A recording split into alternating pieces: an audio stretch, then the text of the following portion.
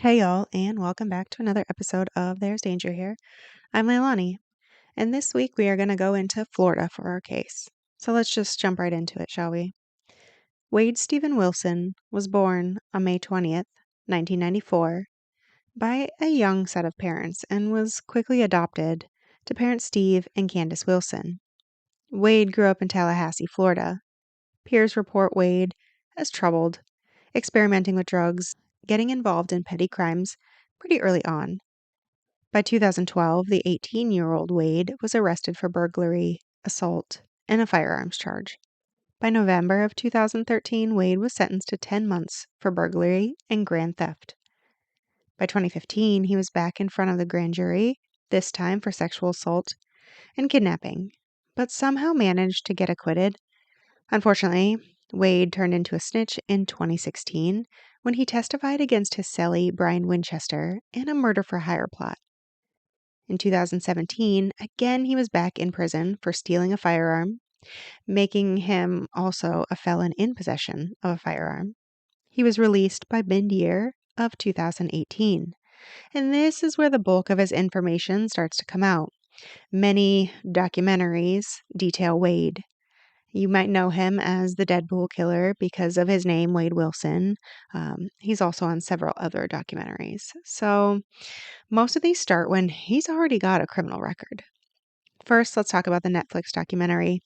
We learn of a woman named Kelly who tried online dating at 26, where she met a man named Steven, a 24-year-old personal trainer, in September of 2018. And of course, Steven isn't Steven, come on now. Anywho, the two met up and were inseparable after that. Steven said he was adopted and had loving parents, but that he had been in contact with his biological father as well, also named Steven. Kelly's parents and animals all love Steven. Weeks later, he made it official, and within a month, the two were living together. I can't dog on that part. My partner and I moved in quickly, too. Quickly for a relationship. But when you're an adult, I think many factors play into moving in, and I can't say there wasn't an element of convenience that played into the decision. So I can see how this could work. Yes, there are many other factors, but this case isn't about me. Okay, moving on. Back to Kelly. So Kelly reported Steven cooked and cleaned a lot, something that really helped in the relationship. But in November, Kelly found Wade first and gigantic red flag. This is when she couldn't find her laptop. Eventually, after searching and searching, Steven kind of admitted, well, he pawned it because he needed the money. Kelly was rightfully pissed off, and she immediately filed a police report. And when police found her laptop a few miles away, the pawnshop verified the seller of the laptop. It was Wade Stephen Wilson. It was then that Kelly learned that information. Still, she stayed with Wade. On December 5th, another friend lost her job and ended up coming to crash at Kelly's. She stated one day the trio were talking about mastiffs when Kelly said she knew someone who bred a rare breed of them. Then after work one day, she came home to the puppies in her home. Kelly's friend and Wade had stolen them. Kelly left, and Wade ended up calling her and telling her to three-way a detective, saying that she was the one who actually stole the dogs, and if she didn't, he was going to kill her animals. She believed him, and she did as she was told. The next day, she was dropped off at jail and spent 27 hours in a cell. When she got home, Wade and her friend were gone, along with her handgun. Kelly ended up looking up Wade at this point and found that he was a felon, so she called the police and notified them that he stole her gun, for which a warrant went out for Wade immediately.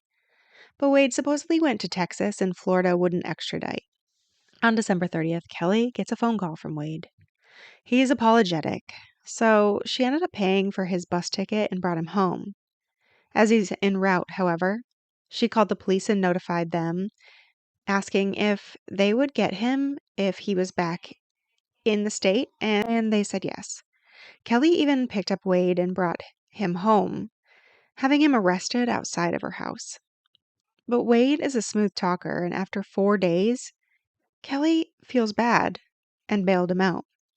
Still, she does keep her nerve and lets him know that he can no longer stay at her house anymore. Wade said he has a friend he can stay with that will help him get into a rehab. Now, who is this friend? Well, first, let's rewind a little back to 2018 when Wade matched with Courtney, who was living in Lockahachie, Florida at the time. The two met up at a local park, and Courtney said there was a lot of laughing. They started dating around September of 2018. But Courtney worked a lot, so much of their relationship was texting. Again, if you're checking the timeline, this is when Wade is actually living with Kelly. Courtney even noticed Kelly commenting on his social media and is under the name Kay in his phone. But Wade told Courtney that Kelly was simply his roommate. Then Courtney ended up moving to the Keys and was staying with her sister while she settled in. Okay, back to the original timeline when Wade gets out of jail and Kelly said he couldn't stay with her anymore. Wade wanted Kelly to drive him 3 hours away to the Keys. And Kelly said no, but of course, here comes the force. When Kelly attempted to get away, he abducted her. He beat her and sexually assaulted her, then sold her phone while she was forced to stay in the car. When they got to the Keys, they met up with Courtney, and Wade left, and Kelly drove home immediately filing a police report, unfortunately, with Detective Potter. This detective sounds like a good old boy. He didn't care about Kelly. That much is made clear through the lack of investigation, and if you think that I'm just doing slander, well, you should really watch the documentary and how he talks with her versus how he talks with the actual aggressor. When he connects with Wade, which he does, Wade says it was consensual, and it seems as though Detective Potter leads him to say what he wants so that he can just close the case. Even though there are physical marks on her body, she had proof, and the detective just didn't seem to care or didn't want to do his job. Again, if you watch the documentary on it and you aren't as disgusted as I was, I'd be really surprised. But because of the lack of investigation, it let Wade open to what has come. So yes, I kind of also blame Detective Potter for the upcoming deaths. In March of 2019, Courtney got kicked out of her sister's house because they were arguing, and while she had a place to go, Wade couldn't stay where she was going. And Wade reported that was fine. He had a friend he could stay with. And the two continued texting for a while until he essentially ghosted her. Luckily for her, it sounds like a blessing in disguise.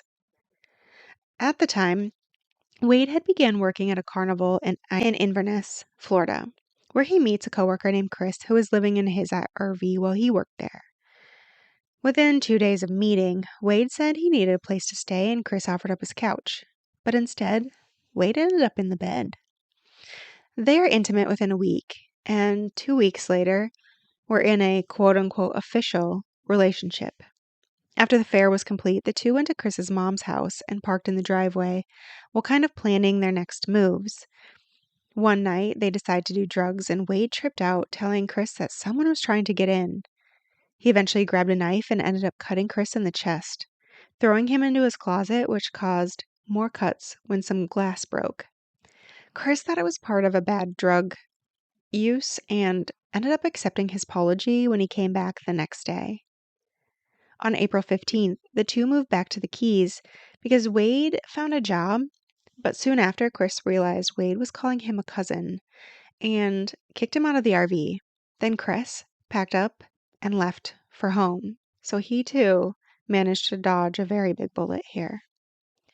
On June 30th, 2019, Mila Montanez and Wade get together. From the beginning of the relationship, purportedly he was physically abusive to her. Multiple friends came forward saying that they saw bruises on her on various occasions. On October 6, 2019, Mila and Wade went to the Buddha to party. Wade went to get some drugs and wanted Mila to go with, but she declined, and Wade left her in her own car without her. On October 7th, Mila reported waking up to thousands of phone calls from him. Wade was asking where she was, and Mila decided not to tell him. Instead, she agreed to meet Wade at the spa she owned in Fort Myers. Wade arrived, but was in someone else's car and was shirtless and shoeless, and he ended up frantically trying to pull Mila into the car. But a friend of Mila's was there and called 911. Mila managed to dodge him, and Wade punched her multiple times before taking off. At 11:16 a.m., Wade was spotted at Joe's Crab Shack, parked. He refused to get out of the vehicle even when police made contact. At first, they follow Wade when he takes off, but they give up pursuit for safety because, quote, it's only a battery charge, end quote. He heads to Mateo Graphics, where Josh Lukic calls 911 when Wade arrives. See, he knows Wade, but not well, and on the 911 report, he said that Wade said he hurt someone and is running, and Josh didn't feel safe with him there, as he appears fairly unstable. In the meantime, while police are coming to Mateo's, Wade leaves on foot. Police see the car left behind and find that it's registered to Christine Melton. Naturally, they attempt to locate Christine. Calling her emergency contact, Stephanie. Stephanie tells police that Christine had met a man the night before at the Buddha, and the two shut down the club, then continued to party at Christine's house. But Stephanie had to leave about 20 minutes after they got there because she needed to take her son to school the next day. So Cape Coral police went out to Christine's house, but there was no response. They ended up breaching the door and found Christine wrapped up in a carpet, deceased. It was later determined that she had been strangled to death. As this investigation now takes an even more serious turn, all the police departments seem to be getting on the same page when the car is connected to Mila's domestic violence incident in a different jurisdiction. Then another call comes in to Cape Coral Police Department. There was a found purse that was brought into an elementary school who notified the police. The purse belonged to Dianne Ruiz, and when police get to her house, Diane's son reported that she should be at work. After finding this information out, Diane's fiancé called in a missing persons report.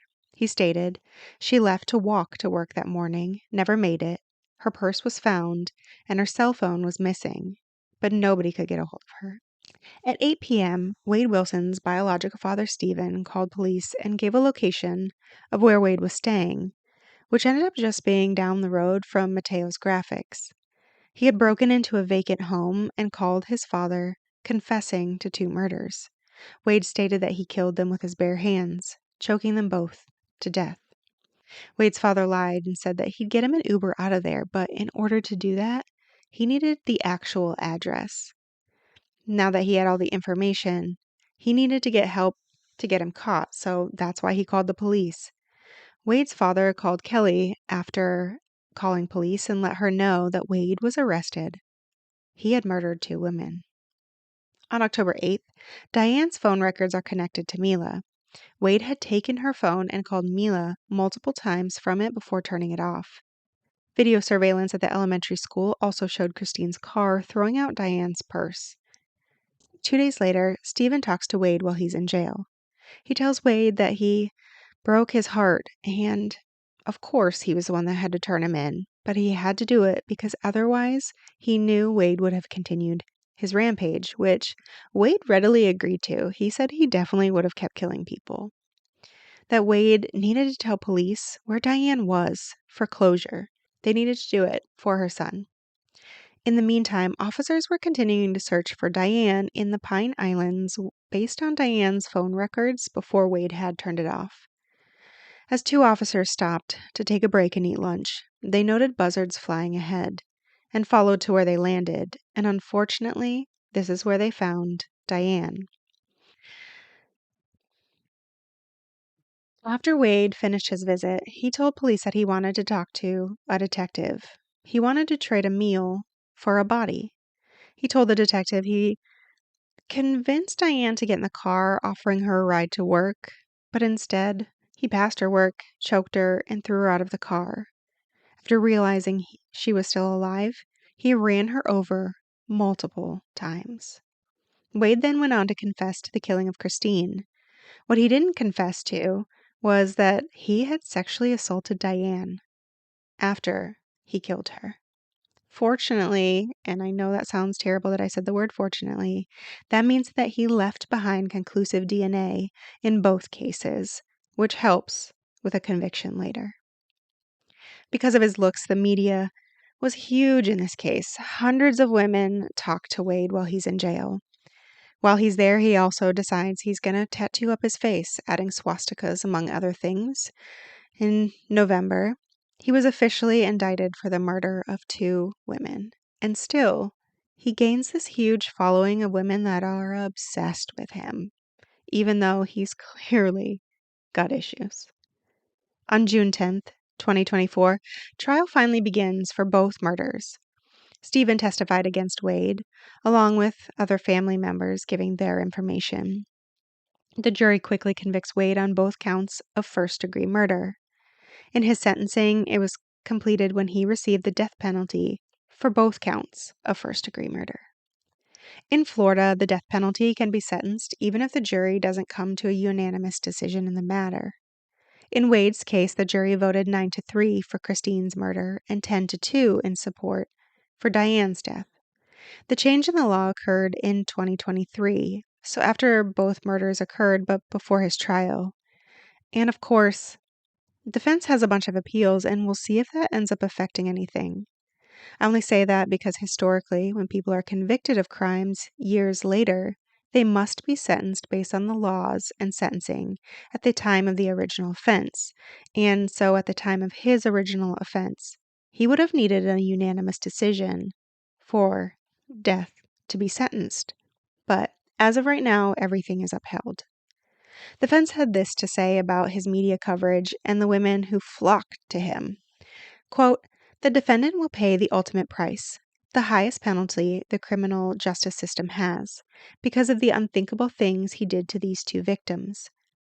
It has not gone unnoticed that this defendant is being idolized by some people who are somehow proud to mix their names with his, through public comments, fundraising for him, or holding him up to be some sort of positive representation of a man, ignoring that he is nothing more than a vicious killer, and about the most popular poor representation of a man that there could ever be.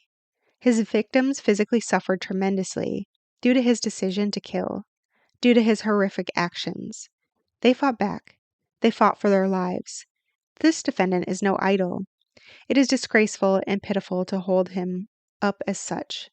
This defendant is now nothing more than a number in the Florida Department of Corrections, awaiting death." End quote.